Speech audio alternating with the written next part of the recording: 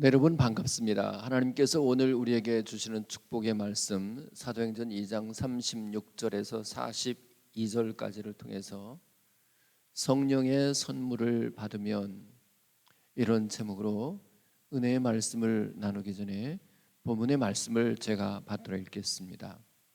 그런즉 이스라엘 온 집은 확실히 알지니 너희가 십자가에 못 박은 이 예수를 하나님이 주와 그리스도가 되게 하셨느니라 하니라. 그들이 이 말을 듣고 마음에 찔려 베드로와 다른 사도들에게 물어 이르되, 형제들아 우리가 어찌할꼬 하거늘. 베드로가 이르되, 너희가 회개하여 각각 예수 그리스도의 이름으로 세례를 받고 죄의 사함을 받으라. 그리하면 성령의 선물을 받으리니 이 약속은 너희와 너희 자녀와 모든 먼데 사람 곧 주 우리 하나님이 얼마든지 부르시는 자들에게 하신 것이라 하고, 또 여러 말로 확증하며 권하여 이르되, 너희가 이 패역한 세대에서 구원을 받으라 하니, 그 말을 받은 사람들은 세례를 받음에 이날의 신도의 수가 3천이나 더하더라. 그들이 사도의 가르침을 받아 서로 교제하고 떡을 떼며 오로지 기도하기를 힘쓰니라. 아멘. 사도행전 7장 52절 후반절에서 54절까지 이렇게 기록되어 있습니다. 이제 너희는 그 의인을 잡아준 자요 살인한 자가 되나니, 너희는 천사가 전한 율법을 받고도 지키지 아니하여도다 아니라. 그들이 이 말을 듣고 마음에 찔려 그를 향하여 이를 갈거늘. 여러분들이 의인 예수님을 잡은 사람들입니다. 여러분들이 의인 예수님을 십자가 못 박아 죽게 한 살인자들입니다.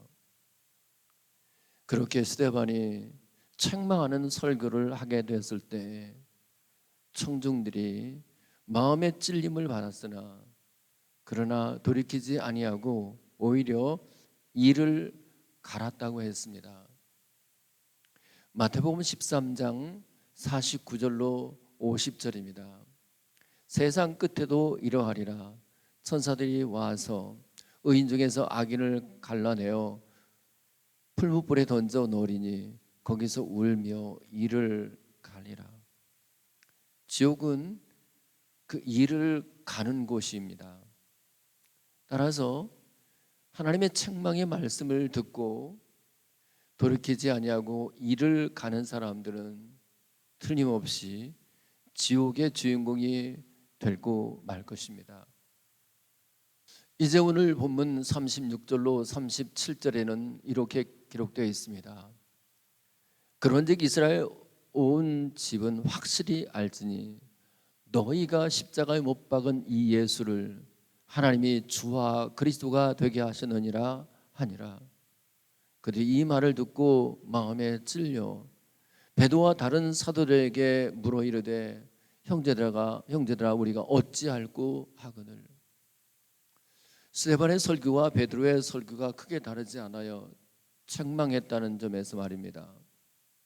베드로도 이렇게 책망하는 설교를 합니다. 너희가 십자가에 못 박은 예수, 즉 바로 여러분들이 예수님을 십자가에 못 박은 장본인들입니다. 여러분들이야말로 살인자입니다. 여러분들이 죄인입니다. 그렇게 책망하는 설교를 들었을 때에 이 청중들은 조금 다른 반응을 보였습니다. 마음에 찔림을 받을 뿐만 아니라 우리가 어찌할꼬 돌이키는 마음을 가지는 것을 볼 수 있습니다.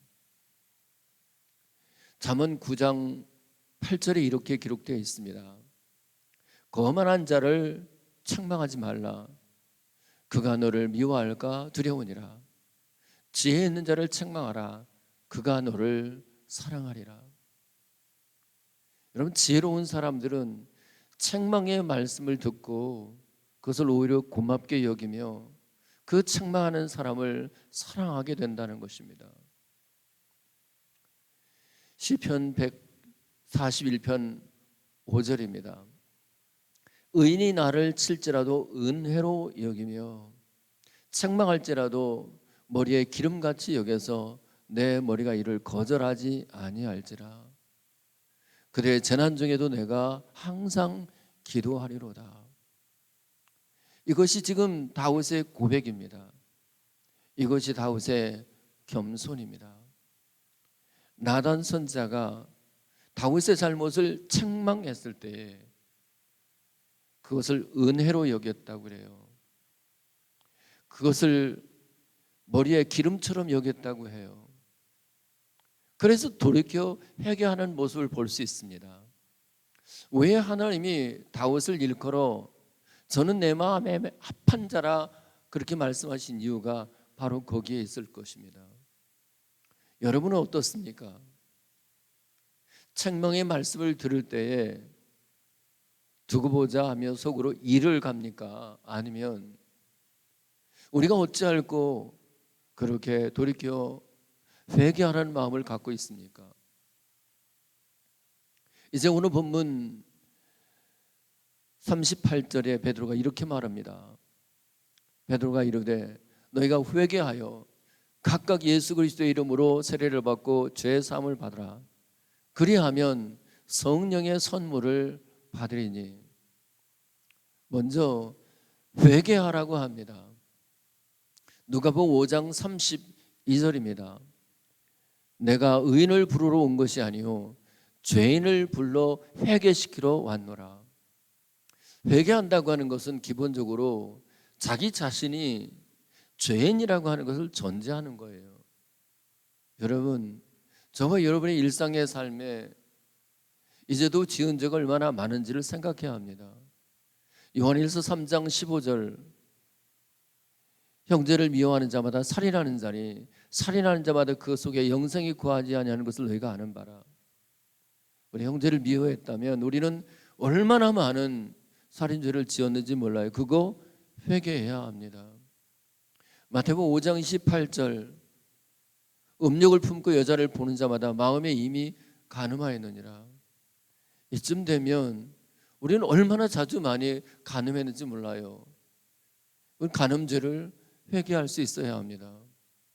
또 가이사의 것은 가이사의 것이요 하나님의 것은 하나님의 것인데 우리가 하나님의 것을 도둑질한 사람이 있다면 그거 회개해야 합니다. 그 외에도 우리가 회개할 것이 어디 한두 가지겠습니까마는 사실은 모든 죄의 근본은 따로 있습니다. 요한복음 16장 9절입니다. 죄에 대하여 함은 그들이 나를 믿지 아니하며. 죄 중에 죄는 바로 예수님을 믿지 않은 거예요. 우리 일상에 나타나는 모든 죄들은 실은 예수님을 온전히 믿지 않는 데서 나타나는 부작용이라고 할 수 있어요. 그러므로 우리가 여러 가지 죄악들을 회개해야 되겠지만 먼저 회개할 것은 하나님 내가 믿음으로 살지 못했습니다. 그거 회개해야 돼요. 그래서 로마서 14장 23절 후반절 믿음을 따라하지 아니하는 것은 다 죄니라라고 하신 것입니다. 저는 저와 여러분들이 오늘 이 말씀을 듣고 여러분 자신에게 있는 죄가 어떤 것이든지 하나님 앞에 거리낌 없이 거침없이 하나님 앞에 회개하는 시간 되실 수 있기를 바랍니다. 그 다음에 회개하여 세례를 받고 죄사함을 받으라고 합니다. 이때 세례는 물론 물 세례를 의미하겠지만 물 세례보다 근본적인 의미를 우리는 발견할 수 있어야 합니다. 로마서 6장 3절로 4절입니다. 무릇 그리스도 예수 합하여 세례를 받은 우리는 그의 죽으심과 합하여 세례를 받은 줄을 알지 못하느냐. 그러므로 우리가 그의 죽으심과 합하여 세례를 받음으로 그와 함께 장사되었나니 이는 아버지의 영광으로 말미암아 그리스도를 죽은 자 가운데 살리심과 같이 우리로 새 생명 가운데 행하게 하려 함이라. 여러분, 세례는 예수 그리스도의 죽으심과 연합되는 것입니다. 그럼 예수 그리스도의 죽으심이 무엇입니까? 왜 죽었습니까? 저와 여러분의 죄를 사해 주시기 위해서요. 그러므로 세례를 받는 것과 죄 사함을 받는 것은 동일시되는 개념이라고 할 수 있습니다. 여러분, 세례 받았다, 예수님이 내 죄를 사해 주었다라고 하는 확신을 가져야 돼요. 또 하나는 세례 받은 것은 그와 함께 장사되는 거예요. 우리의 옛사람이 완전히 죽는 것입니다. 우리 자신에 대해서 죽는 것이고, 세상에 대해서 죽는 것이고, 죄에 대해서 죽는 것입니다. 로마서 6장 11절, 이와 같이 너희도 너희 자신을 죄에 대하여는 죽은 자요 그리스도 예수 안에서 하나님께 대하여는 살아있는 자로 여길지어다. 그럼 이것이 정말 세례받은 사람의 진정한 고백이에요. 죄 사함을 받았을 뿐만 아니라 동시에 죄에 대해서 죽게 해주십시오. 그런 의미에서 여러분 세례 받았는지, 참된 의미에서 세례를 받았는지 여러분 자신에게 한번 물어보십시오. 그런 사람들에게는 하나님 반드시 약속하셨는데 그 약속이 성령의 선물을 받게 하신다는 거예요. 근데 이 성령의 선물이라는 말 옆에 3이라는 글자가 써 있을 거고, 그 밑에 관조에는 성령을 선물로라고 그렇게 되어 있어요. 따라서 그리하면 성령을 선물로 받으리라 라고 번역할 수 있다는 뜻입니다. 여러분, 회개하여 또 예수 그리스도의 이름으로 세례를 받고 죄사함을 받으면 반드시 그에게는 성령을 하나님께서 선물로 주신다라고 하는 것입니다. 여러분, 성령을 받으셨습니까? 이제 오늘 39절에 보면 성령을 받은 사람의 어떠함이 잘 나타나 있습니다. 이 약속은 너희와 너희 자녀와 모든 먼데 있는 사람, 그 주 우리 하나님이 얼마든지 부르시는 자들에게 하신 것이라 하고, 여기서 약속이란 하나님께서 성령을 선물로 주시기로 하시는 약속입니다. 근데 이 약속을 누구에게 주셨다고 그래요? 하나님이 부르시는 자들에게 하신 것이라고 했어요. 따라서 우리가 성령을 선물로 받았다라고 하는 것은 하나님께서 나를 부르셨다는 확신을 가지고 있다는 뜻이에요. 다시 말하면 소명의식입니다. 부를 소자에 명을 명자예요. 하나님이, 살아계신 하나님이 나를 이 삶의 현장에 부르셨다. 여러분, 지금 여러분에게 주어진 삶의 현장이 외롭고 고통스럽고 눈물 나는 곳일지라도 하나님, 살아계신 하나님이 여러분을 그 삶의 현장에 부르셨다고 하면, 여러분 거기가 잠깐은 어려운 것 같아도 합력해서 하나님 선으로 만드신다는 것을 믿으십시오. 그것이 요셉의 간증이기 때문입니다. 요셉이 하나님께서 자기를 불러 애굽에 있게 하셨거든요. 그 자리가 하나님이 자기를 부르신 자리라고 생각할 때 그는 그 자리에서 하나님 앞에 신실할 수 있었어요. 하나님 앞에 정직할 수 있었어요. 하나님을 의식하고 살아갈 수 있었다, 그 말입니다. 여러분, 지금 여러분의 삶의 자리가 힘들고 고통스럽고 눈물 나는 장소입니까? 그럴지라도 고백하십시오. 여러분이 성령 받은 사람이라면 과연 하나님이 나를 이 삶의 현장에 부르셨다, 이 사명, 이 소명 의식에서부터 뜨거운 사명감이 생겨요. 그런 사람들은, 하나님이 나를 부르셨다고 믿는 사람들은 삶의 자리가 어려워도 결코 허투루 함부로 살지 않아요. 부르심에 합당한 삶을 살게 되어 있다, 그 말입니다. 로마서 8장 29절로부터 30절입니다. 하나님이 미리 아신 자들로 또한 그 아들의 형상을 본받게 하기 위해 미리 정하셨으니 그로 많은 형제 중에서 맏아들이 하려 하십니다. 또 미리 정하신 그들을 또한 부르시고 부르신 그들을 또한 의롭다 하시고 의롭다 하신 그들을 또한 영화롭게 하셨느니라. 여러분, 저와 여러분들을 하나님이 부르시기 전에 만세전부터 나를 알고 있었어요. 그리고 미리 정하셨어요. 미리 택정하셨단 말입니다. 그래서 부르심 받았다고 하는 것은 하나님이 나를 이전부터 알고 계셨고 하나님 이전부터 나를 택정하셨다고 하는 믿음이 함께 내포되어 있는 거예요. 그런데 그렇게 하나님이 나를 부르신 목적이 뭔가? 아들의 형상을 본받는 거예요.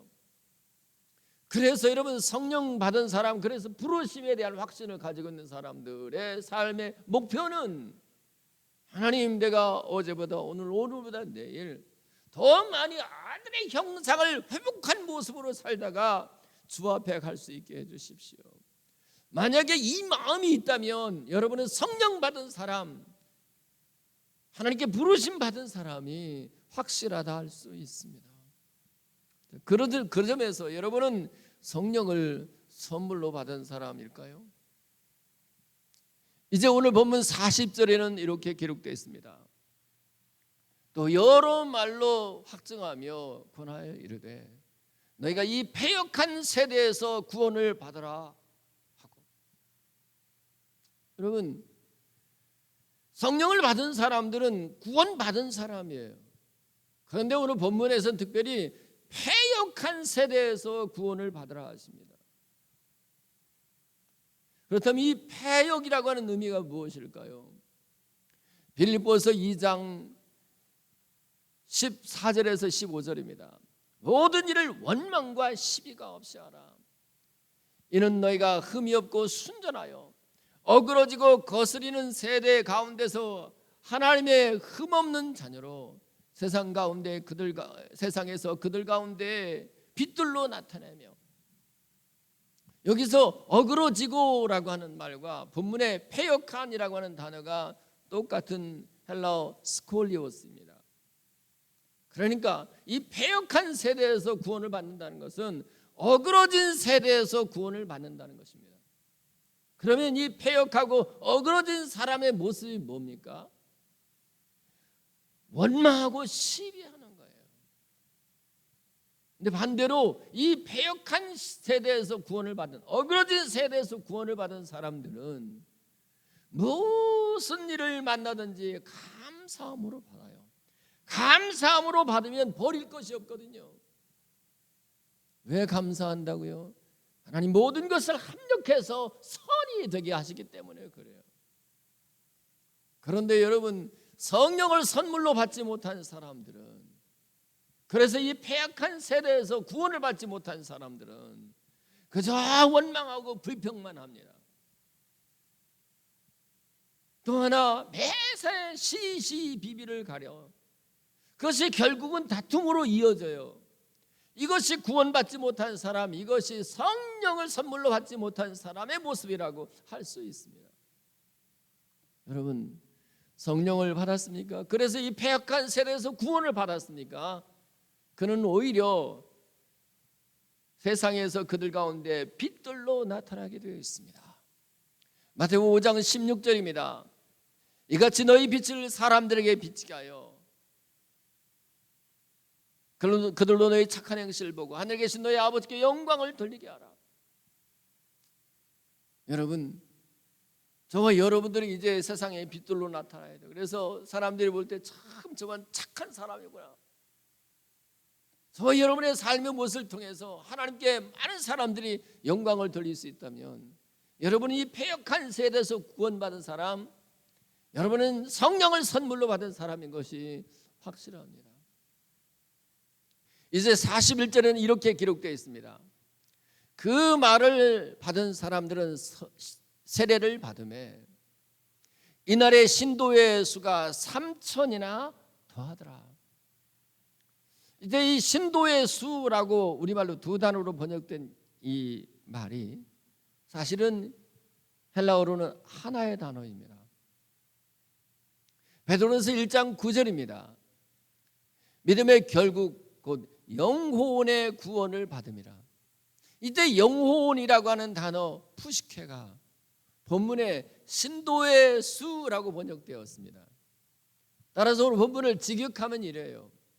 이날에 영혼이 3천이나 더하더라. 그런데 이 푸시케라고 하는 영혼이라고 하는 말의 동사형이 푸시코, 숨을 쉬다라는 뜻이거든요. 따라서 오늘 본문은 이런 뜻이에요. 이날에 살아난 영혼이 3천이나 더하더라.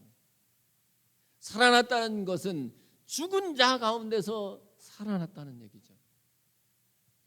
출애굽기 32장 28절입니다. 레위 자손들이 모세의 말대로 행하매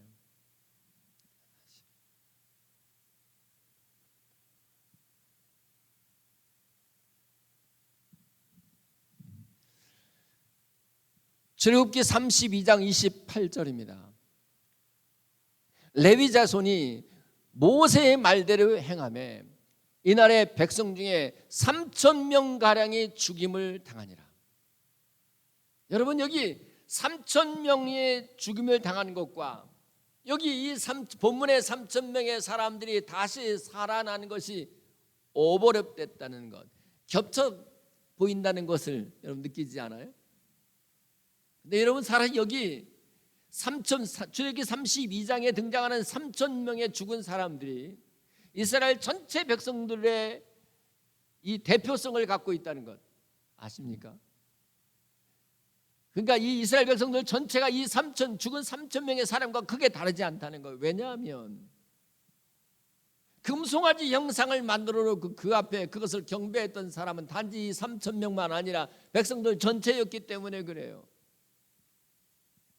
그런데 한편 이 죽은 3,000명의 사람이 우리 자신의 모습이라는 거 아십니까? 골로새 3장 5절입니다. 그러므로 땅에 있는 지체를 죽이라. 곧 음란과 부정과 사욕과 악한 정욕과 탐심이니 탐심은 곧 우상 숭배니라. 이 탐심이 곧 욕심이라면 욕심이 잉태한즉 죄를 낳고 죄가 장성한즉 사망을 낳는다고 했잖아요. 여러분, 저와 여러분들 속에 얼마나 많은 나의 유익을 구하는, 나를 위안하는 탐심이 얼마나 많았습니까? 에베소서 2장 1절에 보면 그가 허물과 죄로 죽은 너희를 살리셨도다 그래요. 저와 여러분들이 사실은 출애굽기 32장에 등장하는 우상을 숭배하다가 죽었던 바로 그 3,000명의 사람과 하나도 다르지 않단 말입니다. 따라서 오늘 본문의 이 3,000명, 다시 살아난 이 3,000명이 우리 자신이라고 생각한다면 저와 여러분들은 죄와 허물로 죽었던, 지옥에 갈 수밖에 없었던 내가 다시 살아났다. 따라서 오늘 본문 이 41절을 읽으면서 우리 자신의 모습이 투영된 것을 보고, 야, 내가 이 죄에서 건진받았구나, 죽었다가 내가 살아났구나, 지옥에서 건진받았구나 하는 이 감동과 기쁨과 감격이 있어야 돼요. 이것이 정말 성령 받은 사람, 성령으로 다시 살아난 사람의 간증이 아닐 수 없습니다. 그리고 이제 이 마지막 42절에 오면 그렇게 살아난 사람의 모습의 어떠함을 우리에게 설명해 주고 있습니다. 42절입니다. 그들이 사도의 가르침을 받아 서로 교제하고 떡을 떼며 오로지 기도하기를 힘쓰니라. 여러분, 성령을 받고 구원을 받고 다시 살아난 그 사람들은 사도의 가르침을 받습니다. 그 말은 겸손하여 배우려고 하는 마음을 가졌다 그 말입니다. 또 하나, 서로 교제한다고 했어요. 여러분, 성도가 서로 교통하는 것은 사도신경에 의하면 믿음의 대상이 될 만큼 중요한 문제예요. 세상에 이 홀로 사는 독불 장군은 없어요. 함께 더불어 살아가는 것이 저와 여러분들인데, 특별히 교회가 그래요. 그래서 성도가 서로 교통하고 교제해야 되겠는데 여기 중요한 전제가 하나 있어요. 요한일서 1장 6절입니다. 만일 우리가 하나님과 사귐이 있다 하고 어둠에 행하면 거짓말을 하고 진리를 행하지 아니함이거니와 이때 하나님과 사귐이라고 할 때 이 사귐이라고 하는 단어와 오늘 본문의 교제라고 하는 단어가 똑같은 헬라어 코이노니아입니다. 그러니까 우리가 성도가 서로 교통하고 교제하는 것이 대단히 중요하지만 먼저 우리가 하나님과 깊은 교통, 성령님과의 깊은 교제가 없이 그냥 사람들과의 교제만 있다면 그것은 세상 사람들이 모여서 골프하고 교제하는 것과 하나도 다르지 않아요. 저와 여러분들이 성도가 서로 교제하면서 필요한 것이 뭐냐면 먼저 하나님과 교제함으로써 그 받은 은혜를 서로 나눠야 되거든요. 그러므로 우리가 서로 교제한다고 하는 것은 내가 먼저 하나님과 깊은 교제가 있어야 돼요.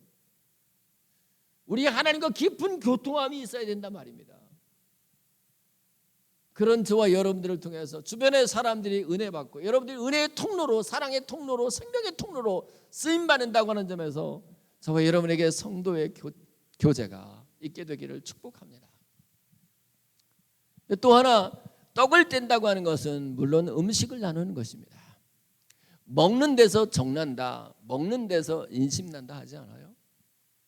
더군다나 우리는 그리스도 안에서 한 식구이기 때문에 이 식탁 공동체로 살아간다는 것은 대단히 중요한 문제입니다. 그럼에도 불구하고 떡을 뗀다고 하는 것은 좀 더 큰 의미가 있다는 것은 우리는 잘 알고 있습니다. 고린도서 11장 23절로 24절입니다. 내가 너에게 전한 것은 주께 받은 것이니 그 주 예수께서 잡히시던 밤에 떡을 가지사 축사하시고 떼어 이르시되 이것은 너희를 위하는 내 몸이니 이것을 향하여 나를 기념하라 하시고, 여기서 떡을 떼신 것은 성찬을 행하신 것이죠. 요한복음 6장 55절로 57절입니다. 내 살을 먹고 내 피를 마시는 자는 내 안에 거하고 나도 그의 안에 거하나니 살아계신 아버지께서 나를 보내시며 내가 아버지로 말미암아 사는 것 같이 나를 먹는 그 사람도 나를 말미암아 살리라. 여러분, 예수 그리스도의 성찬에 참여하는 것은 예수님이 내 안에 계시고 나는 주님으로 말미암아 살아가는 것을 계속해서 서로에게 동기부여를 하는 것이에요. 떡을 뗀다고 하는 것은 예수님이 내 안에 계시고 그리고 나는 그분으로 말미암아 살아가는 것을 계속해서 서로에게 확인하는 거예요. 무엇보다도 이 떡을 뗀다고 하는 것은 말씀을 서로 나눈 거예요. 왜냐하면 말씀이 곧 떡이기 때문에 마태복음 4장 4절 사람이 떡으로만 살 것이 아니요 하나님의 입으로부터 나오는 모든 말씀으로 살 것이니라 했기 때문에 그래요. 여러분, 저는 저와 여러분들이 하나님과 교제하면서 하나님이 주신 생명의 말씀의 떡을 받아서 그 받은 말씀을 다시 이웃들과 이 내가 받은 말씀의 떡을 나눌 수 있다면 얼마나 좋을까요? 여러분, 개인적으로 깊이 주님과 큐티하면서 받은 말씀이 있고 그 받은 말씀을 다시 다른 성도들에게 말씀으로 나눌 수 있다면 얼마나 좋을까요? 저 지난주일에 어떤 분과 제가 통화했는데 이렇게 간증하더라고요. 목사님, 제가 신명기를 이번에 읽으면서 얼마나 이렇게 감동을 받았어요. 그 말을 듣는데 참 마음이 기쁘더라고요. 여러분은 어때요? 전화하면서 서로 곽집사가 없고 손집사가 없고 막 헐뜯는 말을 하는 대신에 여러분이 말씀을 깊이 묵상하면서 받은 그 말씀을 전화하면서 서로 전화로 서로 나누고 만나서 서로 나누는 이 모습이야말로 진정한 의미에서 떡을 떼는 것이 아니고 무엇이겠습니까? 마지막으로 하나는 오로지 기도에 힘을 썼다 그랬어요. 여러분, 이것이 성령 받고 그리고 구원 받아서 살아난 사람의 결정적 간증이에요. 여러분, 성전의 최고한 가치는 기도였어요. 내 아버지의 집으로 만민이 기도하는 집이 되게 하라고 했기 때문에 그래요. 여러분이 여러분 안에 하나님이 계신 성전이라면, 여러분이 참된 성전이라고 한다면 그 성전의 최고한 가치는 기도가 끊어지지 않는 것이에요. 기도의 향이 계속 짚어지고 있다면 여러분은 하나님 앞에 살아있는 사람, 성령 받은 사람이에요. 쉬지 않고 기도한다고 하는 것은, 오로지 기도에 계속 힘을 쓴다고 하는 것은 여러분들이 영적으로 호흡하고 있다는 것, 아직 살아있다고 하는 결정적 증거예요. 여러분, 말씀을 마치겠습니다. 여러분은 이 악한 시대에, 이 어려운 시대에 성령을 선물로 받은 사람들입니까? 참으로 회개하여 세례를 받고 제사를 받으며 성령 받은 사람의 모습은 하나님이 나를 부르셨다는 확신이 있어. 그리고 이 패역한 세대로부터 구원받은 사람의 모습이 있어요. 원망함이나 시비가 없어요. 오히려 빛들로 나타나요. 정말로 성령을 선물로 받은 사람들은 이제 그의 삶이 완전히 죽은 자 가운데서 다시 살아났다는 기쁨과 감동이 있어요. 그렇게 살아난 사람들은 가르침을 기쁨으로 받아들여요. 성도가 서로 교통합니다. 그 전에 하나님과 깊은 교제가 있어요. 그리고 떡을 뗍니다.